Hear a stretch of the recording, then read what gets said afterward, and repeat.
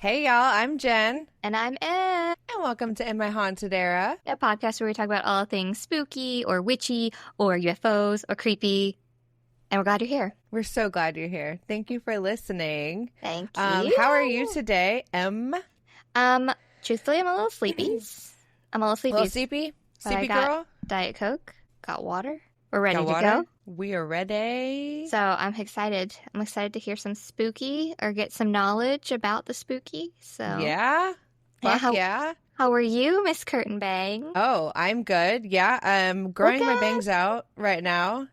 And now they're in my eyeballs. So I was like, it's time to transition to the curtain bang. They're very for the beautiful. remainder of their life. Thank you. We had to move our recording back by 30 minutes because I had to do some hair cutting. Worth it? I think I did too much because I had to add more bangs in on the sides, but I don't know. If you're listening to this, you can't see, but if you want to see what they look like and tell me how terrible they look, you can watch on YouTube. You can watch the full episode and video on the YouTube. You see how beautiful we are. Yeah. Oh. I think your curtain bangs look lovely. Thank you. I'm channeling Sabrina Carpenter. I was gonna say it's giving Sabrina Carpenter. Yeah. I watched a lot of TikTok videos on how to make this happen. Good for you. Lots of TikTok videos. Oh, I got my Book of the Month box. Okay, what books did you get? I picked Bury Our Bones in the Midnight Soil. I picked that one too, but I got an add-on. I have not, no. What add-on did you get? The Ghost Rider. Ooh, I'll have to add that to my little list. Yeah. Is it good? I haven't started either of them yet. My TBR is quite extensive. I know. So it's long. I haven't started, but I am reading Butcher and Blackbird right now. Oh, is that good?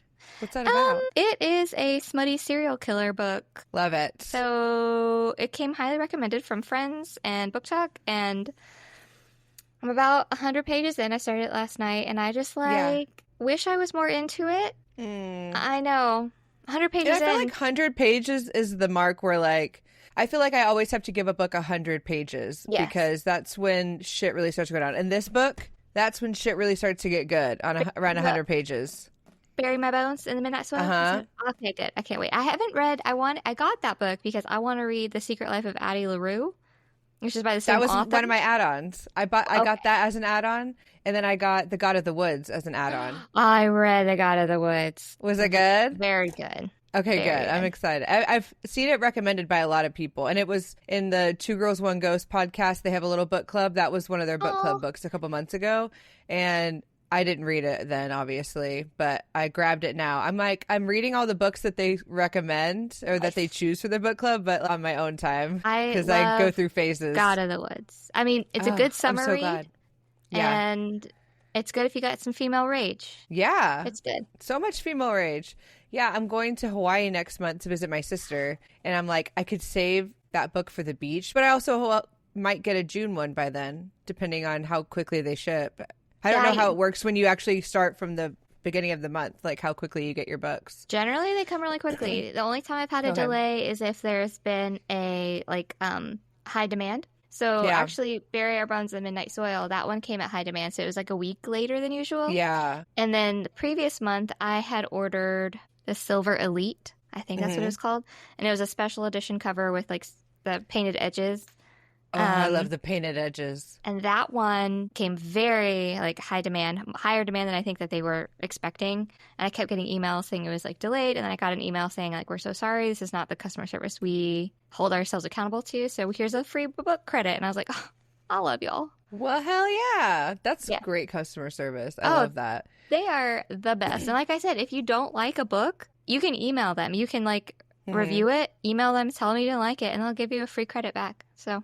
Well, shit. Yeah. I can't wait to not like a book, but so far I fucking love this book. Good. Me and my supervisor showed up on Saturday night to work, and she was like, I got this book that I saw on TikTok, and from this one person she follows for books, and she was like, and she showed me the TikTok, and it was this book, and then she whips out this book, and we were little book twins over the weekend. She's almost done with it. I had to work on some podcast stuff while I was there, so I didn't get to devote all my time to reading, and that's fine. I was like, we're little book twins. This is so great. Very cool. Yeah, I've got a couple of people I work with who are part of Book of the Month, and every month we get the email. We're like, hey, have you picked your book yet? It's fun. I love books. That's so fun. I know. I'm trying to get her to sign up so I can get a credit. Yeah, that's how you do it. That's how I got you. Got my credit. I know, right? You get your credit, girl. Listeners, if you want to join Book of the Month, let us know. We'll send you a credit. I think you get your first box for like $5 or something. Yeah, you get pretty cheap. Nice. I know, and like this book normally would be almost $20. Yeah. But what? It's like $9.99. Yeah, if you add it on, I think the add-ons are $9.99. Yeah, but and then the regular book subscription's like $16, I think. Yeah, that's still cheaper than what you get, especially the add-ons, because those books, like a hardcover book for $9.99, like crazy, and a new one. Steal. It's a new book. It's not like yeah. So, Book of the Month. If you'd like to sponsor us, we would love to. We're big fans. Represent. We're big fans. Already a huge fan. But yeah. Did Stephen give you your gifts, your gift bag? Yes, and I brought a couple of them up here to show our listeners or talk about them. First and foremost, I am so excited to learn tarot. Jen gifted me my first tarot deck. It's the Modern Witch Tarot deck by Lisa Sturl. They're beautiful. I looked at them. I love that and deck. It has a little cutie guide in there. Oh my god! I know, right? Isn't it so cute? Yes. So I'm excited to delve into that. And so I only brought up the tarot because I didn't know what you were going over today. Oh yeah. And I didn't know if tarot was one of them. But then I was like, oh, well, I can bring mine. I didn't include tarot. I should have included it in the last one, I think, because I was doing low tech, high tech, and then as I was doing the research for this episode today, I was like, "Fuck, I should have included tarot." But then I also felt like tarot is such a huge. It's a big thing to learn. Yeah. And she got how do I me summarize this? A tarot guide. So I went to the metaphysical shop, by Kevin's parents, and the girl there recommended that tarot deck for me because it keeps all of the same themes and colors and symbols of the original Rider-Waite tarot deck, but with like modern updated twists. Because when you're learning tarot, you learn a lot about how the colors symbolize things and how certain things like mountains versus a empty road versus whatever, all of those represent something. So when you're like intuitively trying to read them, if you can use the symbolism and the colors and whatever to help interpret the cards, that's really helpful. That's what a lot of people recommend, starting with the Rider-Waite. But I feel like this is the next closest thing because it like is pretty much the same as the Rider-Waite, except it has cute girls on all of them on all of the cards. I love it. And then that book was also recommended. I really like that. That's the book I use when I do amateur readings. Nice. Well, I'll have to get really into it. I'm going to deep dive and just, Steven's excited. Steven was not excited about the mini Ouija board. He was like, I don't want that in the house. I said, too bad. Actually, what's funny is motherfucker. I had them all out, and then our 3-year-old nephew came over. That's the thing he was drawn to, and he wanted to open it so badly. So I opened it. So my 3-year-old nephew and I are the first ones who got a hold of that Ouija board. That's so great. Did you guys contact anybody? No, Steven was around. But it's so cute, guys. It's like pocket size. It's so, I mean, it's about that big, and I can just carry it around with me. And I love my little ghostie from Scotland. Oh, yeah. It's like an ornament. Oh, yeah. It's so cute. Very cute. It has like black running down its face. It's so cute. He's very cute. Then my candle, too, I love, and I really want to get a candle holder for it and have it like be a special place in our living room. Yeah. So thank you so much. I felt very valued and cared for. Oh, you should. Yeah. When you say you didn't have a tarot deck, I was like, I want to be the one to gift you your first one. Well, it's super meaningful, and I'm very excited. Also, I'm so excited they're all for your gorgeous. tarot journey. Like, they are just gorgeous, gorgeous girls. They're so pretty. All different shapes, all different sizes, all different colors. I love that. Yeah. There's a lot of representation for all. It's beautiful. Yeah, I'm glad you like it. Well, what are you telling us about today? I learned about a town that I hadn't heard of before. And it's surprising because when I was a kid, I was obsessed with the disappearance of Roanoke, right? Oh, yeah. This is the vanishing of Tremont, Nevada. Have you heard of Whoa, Tremont, Nevada? I don't know if I've heard this. This is nuts. This is nuts and a little spooky. Okay, let's learn about Tremont, Nevada. Yeah. This is Nevada. a town lost to time and mystery. All right, Tremont, Nevada was once a bustling silver mining town located in the rugged and remote wilderness of western Nevada. Established in the early 1870s, the town was born out of hope and excitement that accompanied the discovery of silver ore in the surrounding hills. Okay. Like gold rush, this is like silver rush. Yeah. Okay. Miners, laborers, and families flocked to this area, lured by promise of wealth and prosperity that often came with the boom and bust cycle of the mining industry. Tremont was no exception. At its peak, the town had about 200 to 250 residents, including miners, merchants, and their families. That doesn't seem like a lot, but this was like the 1900s. 1800s? 70s. It's a 19th century. No. How is it? It's always like, so the 1990s. You have covered like a 300-year time span. Anyway, 100 to 250 residents doesn't seem like a lot, but it was a long time ago. Mm-hmm. Yeah. Anyway. The town boasted a small schoolhouse, a post office, a general store, and several modest homes. Miners worked the nearby hills, extracting silver from deep beneath the earth. And life in Tremont was harsh, but the promise of riches kept the settlers all very hopeful. So, the 1880s were a prosperous time for Tremont, with silver shipments being sent out regularly to refineries, and the town's population was swelling. But, as with many mining towns, the silver veins began to run dry. By the early 1900s, the mining operation slowed to a trickle and residents began to all leave. Many abandoned their homes and the land they had hoped would sustain them. By the mid-20th century, there we go, there's where the centuries come in. Mid-20th century. Numbers, man. Numbers are hard. Tremont had nearly emptied out, and the once bustling town became little more than a forgotten relic of Nevada's mining industry. Mm-hmm. Yet, the remnants of the town lingered on. Although it seemed that Tremont had been swallowed up by time, no one could have predicted the eerie events that unfolded decades later. What? Right. So in the summer of 1954, Tremont's ghost town status was about to become far more sinister. The town, though long abandoned by most, still had a few remaining residents that had refused to leave. Okay, so there's still some people. Some lingering they said a small group of families lived in the decaying buildings, but it was like a meager existence, okay? Yeah. And by this time, Tremont was no longer a thriving mining hub. Yet, those that stayed behind had stories to tell of strange happenings and an atmosphere that never quite felt right. According to local lore, on the evening of July 2nd, 1954, something inexplicable happened. Ooh. Residents reported a strange silence sweeping over the town as evening approached. No winds rustled the dusty streets, no coyotes howled in the distance, and this is desert.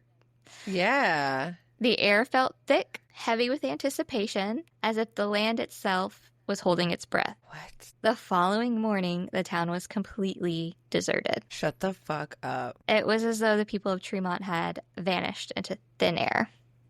What? Houses stood open. Doors were left ajar, as if people left in a hurry. Dinner plates lay abandoned on tables with food still on them. It was just cold and untouched. What the fuck? Lamps were burning, and the radios were on and humming softly, just of static. But no voices answered when neighbors called out. Personal belongings were scattered throughout the town, as if people had simply disappeared mid-task, mid-whatever they were doing. What? And even all the animals were gone. What?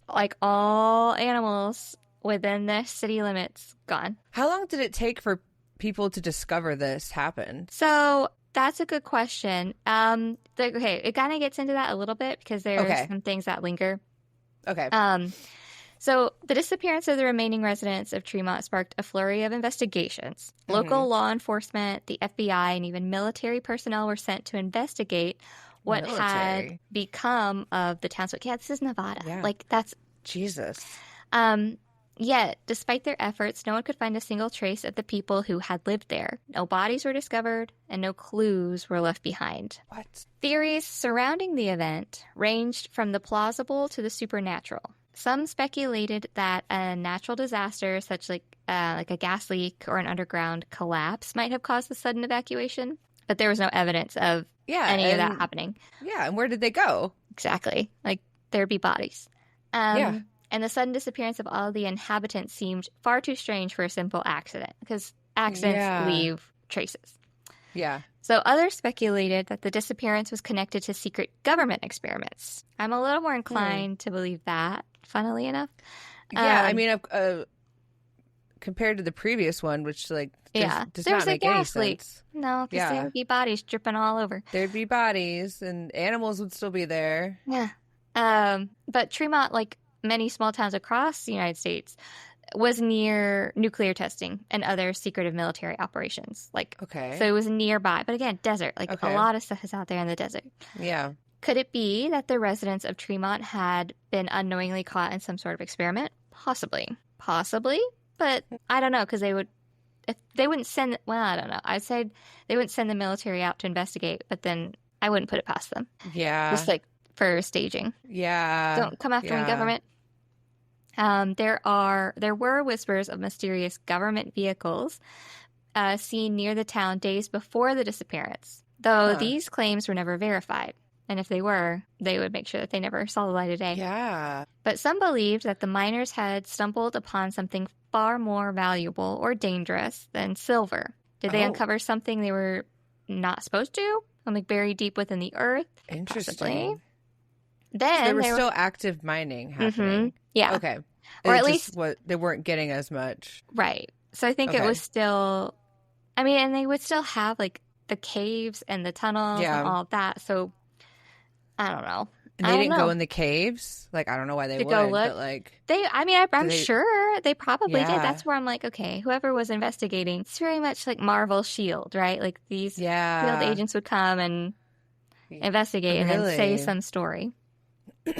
So, then there are those who believe that the town fell prey to something far darker, an ancient curse that had been waiting for the right moment to claim the souls of Tremont's residents. So some say that the town could have been built upon sacred ground, angering spirits who now sought retribution.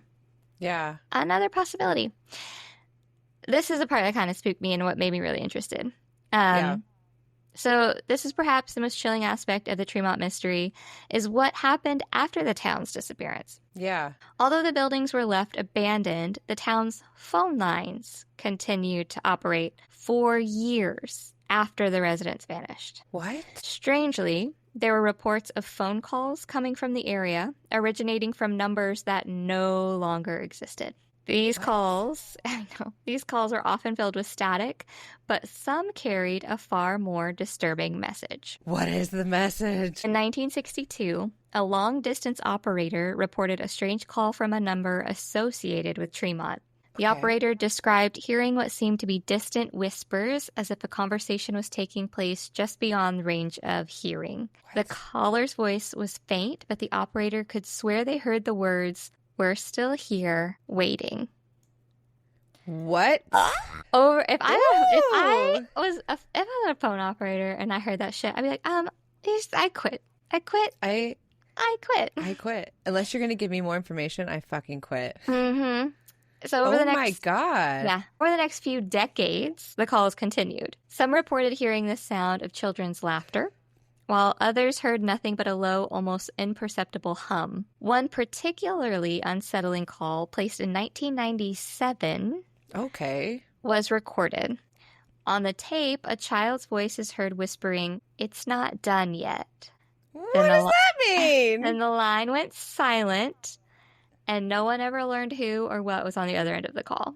I'll have to send you the recording, but I think I have that up, but I'll have to send it to you. What does that mean? Yeah. So today, but that phone call in 1997 doesn't seem like that long ago. And maybe it's because we're geriatric millennials by now. Yeah, because 2000 seems like it was 10 years ago. It was. The millennium just happened. It just happened. Y2K was yesterday. I had to turn my computer off. I was 9 in my backyard, okay? Oh. On my swing set, wondering if the world was about to end. Oh my gosh. But yeah, today Tremont stands as a decaying relic of the past. The buildings are a little more than ruins, and the remnants of the mining equipment are rusted and covered in desert dust. But despite the town's barren appearance, those who visit claim to feel a heavy presence hanging over the land, as if the spirits of the vanished residents still linger in the area. I want to go. I feel like, yes, I would go, because again, like I said, when I was a kid, Roanoke was like it. I was like, that's nuts. I need to know before I die what happened to the lost city of Roanoke. So then getting this one kind of reignited all of that, because I'm like, what happened? And if I go there, will someone talk to me? But yeah, so explorers and thrill seekers who have ventured into Tremont describe strange occurrences during their visits. Some report hearing soft whispers on the wind. Others describe an eerie sensation of being watched. Oh my God, it's like The Hills Have Eyes. Oh. Yeah. Oh God, I hate that movie. I love that movie. It's it disturbed me so deeply. And I think I was just, when I saw it, I was like in high school. We had to be kind of young. We were young. And I guess like the part where that like guy from the hills is like raping the girl in the RV. Sorry, trigger warning. That part really, I think I stopped the movie after that. Because I think early on I was young enough to where I had not seen that depicted in a lot of movies. Yeah. So I think that whole situation just disturbed me deeply. And this was before trigger warnings. I feel like that movie now would have a trigger warning before it started. Yeah. Or someone on TikTok would have warned you. That was a violent scene. Yeah. That part did stick with me. Yeah. But the whole mystery and like, I don't know, government. Anyway. I have to watch it again because I wonder if we can find an edit where it takes that scene out. I bet you. I could probably handle it now. I mean, I've seen a lot worse stuff at this point in my life. In every day. Have you seen Hereditary? Yeah. I mean, it can't be worse than that. Can't be. No. That's probably the most distressing movie I've seen. So good though. It was so good, but like I showed my friends that one time, and our friends had come in from out of town, and I was like, let's watch a scary movie. And they're like, yeah. And I was like, let's watch. And I was trying to think of the most fucked up thing to show them. And I was like, Hereditary. And they were like, okay. And then they were like, Jen, what the fuck did you show us? Right. What the fuck was this movie? And I was like, dude. Steven can't watch it. It's bad. Yeah. I wonder if Kevin's seen it. Probably be into it. Oh, he'd be scared. But then act all tough about it. He'd be scared. Yeah. Anyway, sorry. No, you're good. Okay, so one visitor, paranormal investigator, claimed to have seen shadowy figures darting between the ruins at dusk. Their movements almost imperceptible, but undeniably real. Whoa. That's why I'm like, Hills Have Eyes. Hills Have Eyes. Others have described feeling a sense of dread as they explored abandoned homes. One particularly chilling encounter occurred when a lone explorer reported hearing a child's voice calling from inside a house, only to find it empty. No. Why did he go look? Because why not? I mean, I would go look, but... Well, because listen, so the voice persisted, repeating, come inside, we're waiting. No. On principle, I would not go inside. Especially when you don't know what happened. For me, it's one thing if you go into... Yeah. And like, I feel like things use the innocence of kids to manipulate you. Like demons. Spirits can. Diamonds. And I mean, especially when we don't know what the fuck happened here. It's one thing when you go to a haunted house where you know how people died and you know there's not like some huge mystery, right? I mean, yeah, it's other than like the paranormal itself, right? That's the mystery. But in that situation, I don't know if I would follow either because it's a little kid, because that shit's scary. But in this situation, fuck no. What are you waiting? I want to be a part of whatever this is happening here. Come inside, we're waiting. Oh my God, yeah, no. So yeah, the town's strange and unexplainable occurrences have led many to believe that Tremont is haunted. No shit. With the spirits of its long-lost residents unable or unwilling to leave. What exactly happened to those who lived in Tremont remains one of Nevada's greatest mysteries, a question that may never be answered.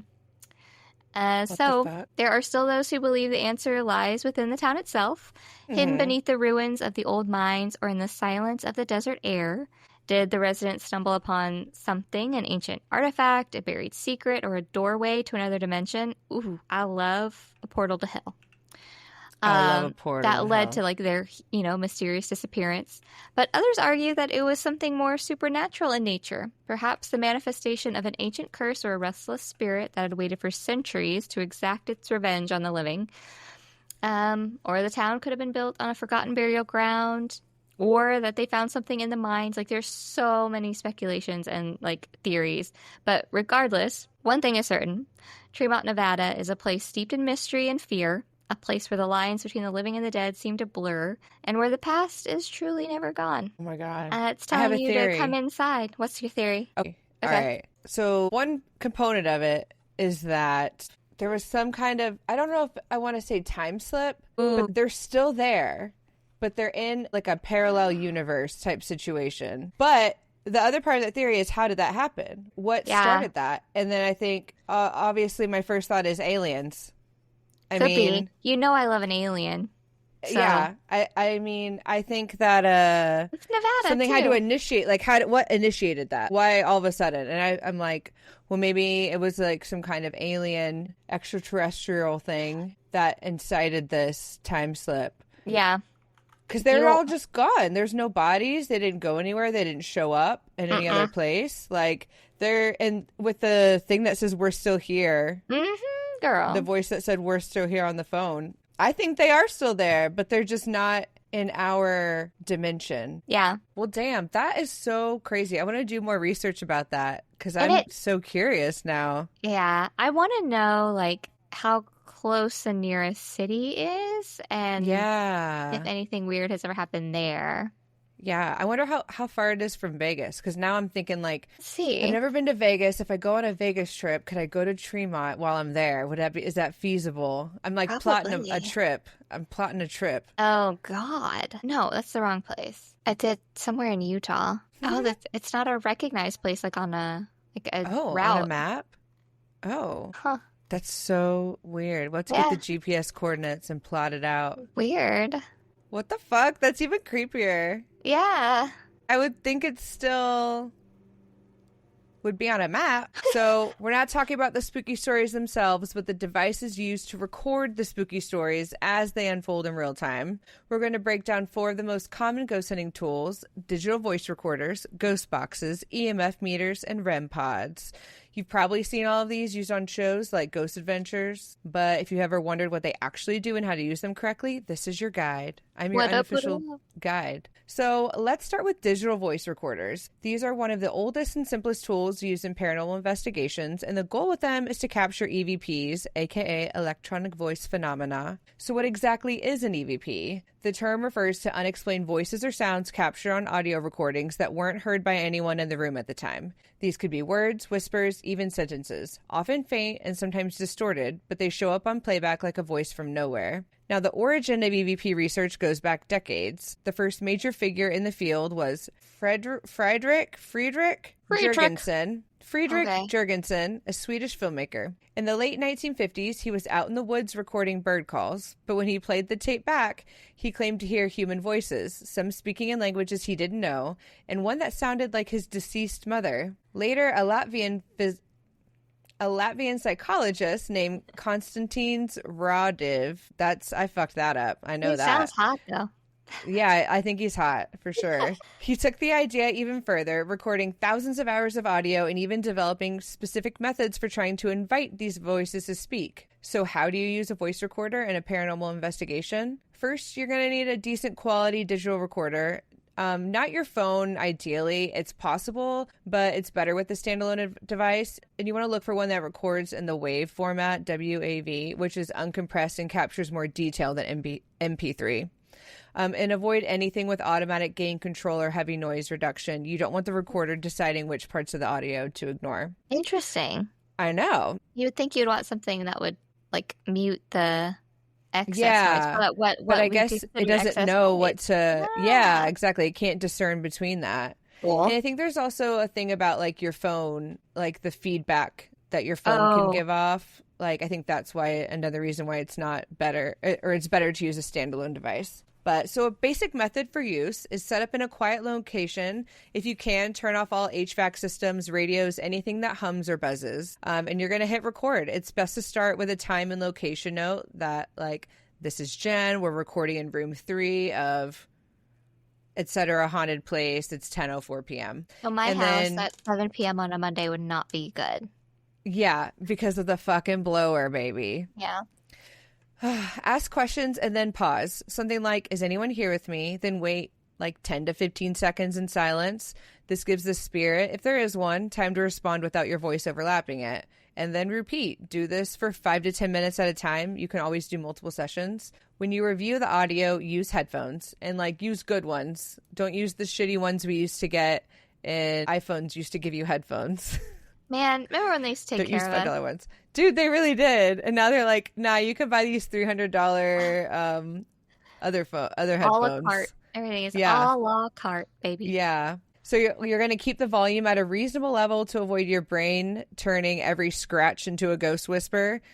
Mark any anomalies, and if you think you heard something, try to rule out natural causes first. A lot of EVPs are ambiguous. You'll hear a breath, a syllable, or a word you think says go away, but someone else might hear good day. Context matters, and sometimes it's nothing at all. When you get something clear and relevant to your questions, it's chilling. Ooh. Yeah. Have you ever used one? I haven't. The only thing I personally own out of this segment I have a ghost box and an EMF meter. Okay. So that's it. But I've had a digital voice recorder in my cart for a while, but I figured when we decide to actually plan to go to Goatman's Bridge and do a little bonus segment investigation, I'm gonna click buy real quick. Yeah. How much are they? I feel like good ones, you could buy cheap ones, probably like $30-$40. I think the one I was looking at was close to $100, but I don't know if that's standard. I had done a lot of research at the time on like it and stuff about if there's a specific one people recommended, and I want to say it was close to $100, but it ranges, at least on Amazon. Yeah, you could probably buy a pretty cheap one. Mm-hmm. Yeah, there's like $25, but there's one that's in the middle. It's like $50. Yeah, so. Yeah. You could go either way. Very cool. So next up, we've got ghost boxes, also known as spirit boxes. They're the noisy little handheld radios that sweep through AM or FM frequencies at high speed, often several stations per second, creating a constant wave of white noise and fragments of broadcasts. Okay, I don't know if you can see this. Yeah. My phone is in the way. This is a spirit box. So you can adjust the sweep rate, how fast it sweeps, and then press sweep forward. Wait, it's not sweeping. Sounds like my noise machine that I used to go to bed. It's triggering. I know, right? Me, I would be like passed out with drool coming out. What is happening? Okay. Anyways, I'm a moron. It'd be wild if we heard a ghost right now with your ghost box. I know. Oh, here we go. Okay. Can you hear it?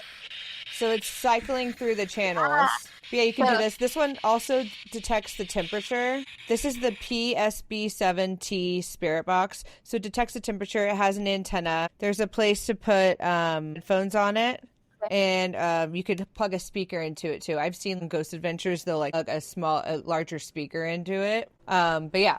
So this is what a spirit box looks like. And I think there's much fancier ones you can get. Okay, so like I said, these are the noisy little handheld radios that sweep through AM or FM frequencies at high speed, often several stations per second, creating a constant wave of white noise and fragments of broadcasts. Why the noise? The theory is that spirits can manipulate the bits and pieces of audio, music clips, DJ voices, static, to communicate in real time. The idea really took off in the early 2000s thanks to Frank Sumpton, who built the first Frank's box. It was essentially a hacked-up radio that randomly scanned frequencies. Frank believed spirits could use it as a communication tool, similar to how someone might talk through a broken speaker by splicing bits of sound together. Oh. Today, most investigators use commercial models like the PSB7 or the PSB11. This one was the PSB7T. I think that just means temperature. Okay. These sweep multiple frequencies at adjustable speeds, often between 50 milliseconds to 300 milliseconds per station. You can sweep forward or in reverse, and sometimes even sweep multiple bands simultaneously. Some even come with built-in temperature sensors or antennas to prove reception. This one has both of those. Antenna. Very cool. It looks like a handheld. I mean, it kind of is like a little radio, I guess. I know, right? It's not like it is. You could use it as a radio, I guess, if you wanted to. I was like, I'm not hunting for ghosts. I'm hunting for hits. So here is how to use it. You're going to choose your sweep speed. Slower sweeps make voices more intelligible, but they also give you more radio contamination. Faster sweeps reduce full words from stations, but make it harder to hear real responses. So maybe somewhere in the middle. Mine does 100 to 350. Okay. So maybe like 200, 250 would be good. We'll try that out. You're going to pick your frequency band. AM tends to have more white noise and fewer actual broadcasts, which some investigators prefer. FM is usually clearer, but more prone to picking up stations. And yeah, when I've used this around here, around DFW, there's stations on every channel, basically, on FM. So I usually switch to AM because it's just constant. If I was maybe further out and there wasn't as many stations, but there's just so many here on the FM band. So then you're going to ask questions. Like with EVPs, speak clearly. Can you tell me your name? Why are you here? And then you'll listen for direct responses. You're listening for words that seem relevant, clear, and consistent. If you ask, how old are you? And hear 8, that's interesting. But if you ask, what year is it? And hear 2022 twice in a row, that's even more compelling. The criticism, there's a lot of room for interpretation. Some investigators even use blind sessions where one person listens on headphones while another asks questions and they don't hear the responses until after. That helps reduce bias, and we will get to that in a second. Okay. But still, if the words are consistent, repeated, and meaningful to the location or story, it gets hard to ignore. Now, before we move on from ghost boxes, I have to talk about one of the most fascinating and widely used techniques in modern ghost hunting, the Estes method. And that's what I was referring to a moment ago when you have blind sessions. And we've referred to the Estes method like several times on this podcast. So we're going to get into it detailed here. So if you've watched any paranormal content in the last few years, you've probably seen this method in action. Someone's wearing noise-canceling headphones, fully blindfolded or with their eyes closed, listening to a spirit box. Yeah. And they're just saying out loud the words or phrases they hear in real time. That's the Estes method. So where did it come from? The method was actually developed in Estes Park, Colorado in 2016 by paranormal investigators Connor Randall and Carl Pfeiffer. They were working at the Stanley Hotel, the famously haunted one that inspired The Shining, and they wanted to remove as much personal bias from the ghost box sessions as possible.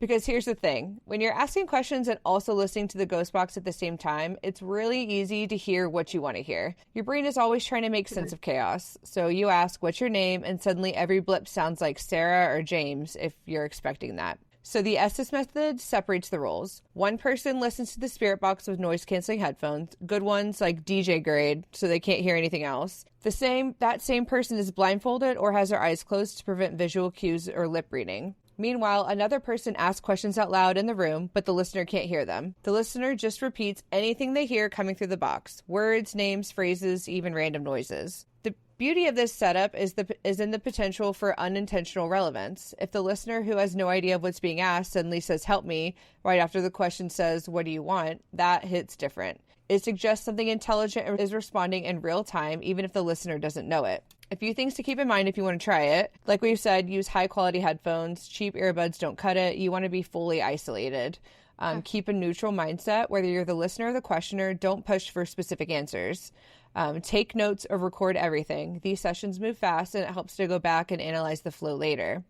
And have a clear start and stop. Set a timer or agree on a keyword to end the session. It can get intense, especially for the listener, who's essentially becoming a passive conduit for whatever's coming through. Some people describe the Estes method as almost meditative or even mildly trance-like.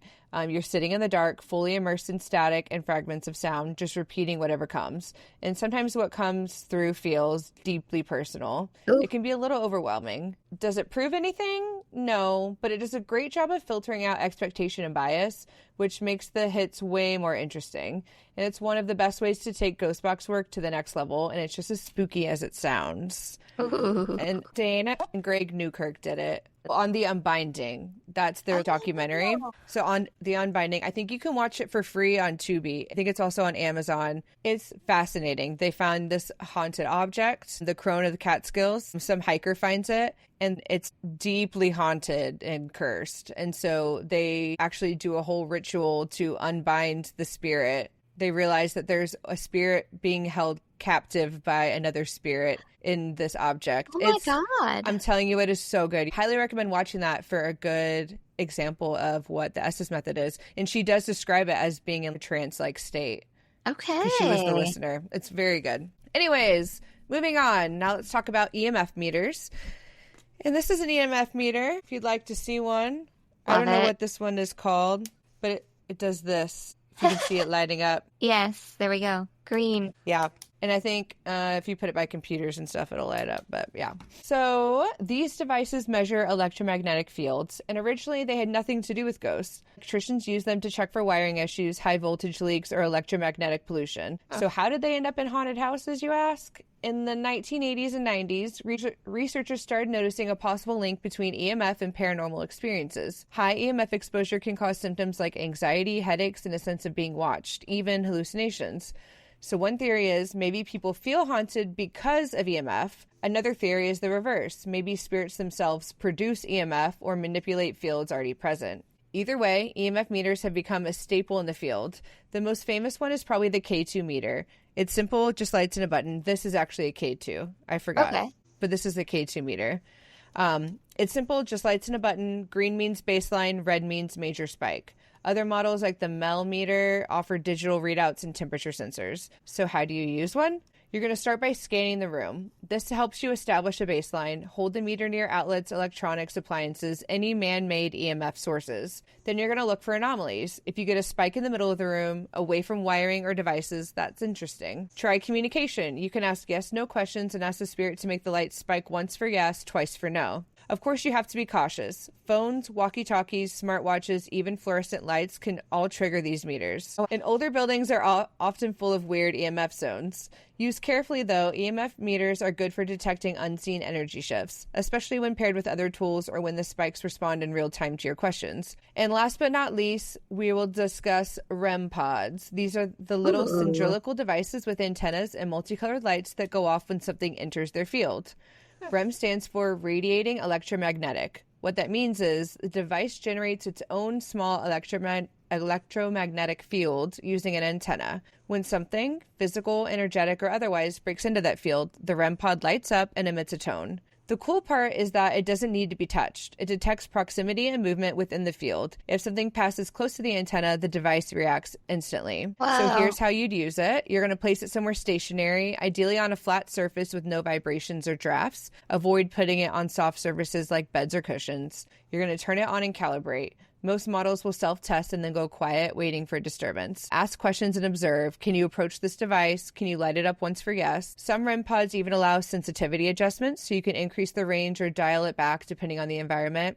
The best use is as a trigger object, something a spirit can interact with, especially when placed in a known hotspot or area with past activity. Like everything else in the paranormal world, you have to rule out interference. Pets, AC drafts, or even static charge from walking too close in socks can sometimes set them off. But when it reacts consistently to your questions or lights up on its own in a sealed room, that's when you start to wonder. So there you have it, four core tools in the ghost hunting world. I don't know why those words I wrote those words next to each other. That is hard.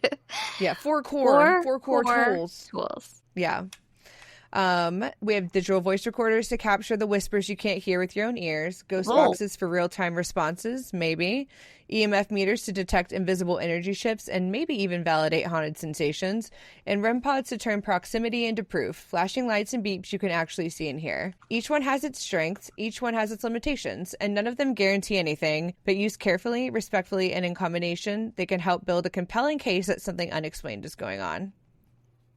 And that's that. Oh, there's also one more thing we could talk about. Show me. So this is very high tech, okay? Okay. This is a cat ball. Yeah. Okay. So you press, it has a red button on the top. You can get these on Amazon for like, I don't know, less than $10. And you press the button, it'll light up. Okay. And then eventually it will stop.